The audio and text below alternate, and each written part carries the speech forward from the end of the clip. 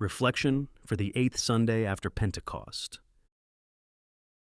This Sunday, the Church gives us a powerful reminder. We are stewards, not owners, of the gifts God has placed in our lives. In the Gospel from Luke, Jesus tells the story of a steward who was accused of wasting his master's goods. And instead of denying it, the steward scrambles to protect himself. He begins cutting deals, forgiving debts, all in the hope of making friends who will welcome him later. It's a strange story at first. Why would Jesus praise this man's actions? But Jesus isn't praising dishonesty. He's pointing to something deeper. The steward, faced with the reality that he would soon have to give an account, acted decisively. He prepared for the future. And that's the lesson. We, too, will have to give an account to God for how we've used what He's given us. Our time, our energy, our money, our talents, our influence. St. Paul reminds us that each of us will stand before the judgment seat of Christ. The question is not whether we will give an account, but whether we're preparing now for that moment. St. John Chrysostom once said, "The rich are not those who have much, but those who give much."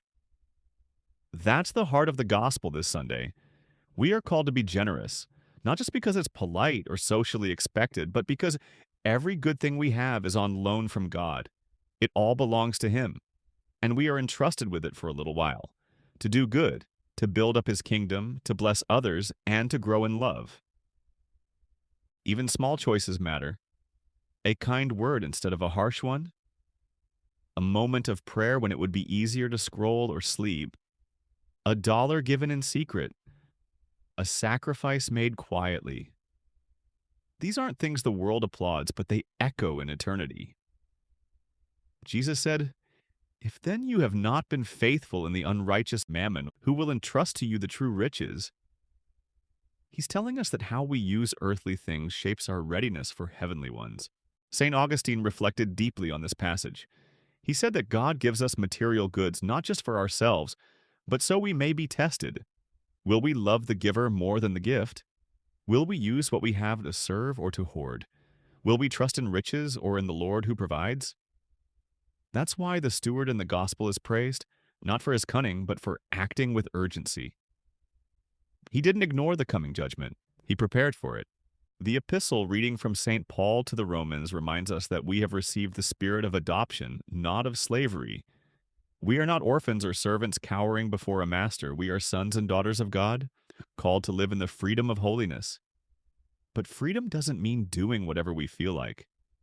It means living according to the truth, trusting that God's commands are not chains, but wings, lifting us toward who we were created to be. St. Teresa of Calcutta once said, "I am a little pencil in the hand of a writing God." Think about that. A pencil doesn't write by itself. It must be guided by the hand that holds it. Our lives, too, are meant to be written by God. He wants to write stories of love, sacrifice, courage, and mercy through us. But we have to let Him. That means saying yes to the small duties of each day. It means living as stewards of grace. And what does this look like in family life? It means teaching children that everything we have is a gift to be shared. It means reminding each other that forgiveness is a kind of stewardship, letting go of the hurt so love can grow. It means using our homes not just as private retreats, but as places of welcome, where joy and charity take root. It means being intentional about our time, our money, and our attention, not letting them slip away in distraction, but offering them back to God. The collect for today asks God to keep us ever under the protection of His good providence. That's a beautiful phrase. His good providence. God doesn't just provide, He provides with care and wisdom. And He doesn't call us to be faithful out of fear, but out of love.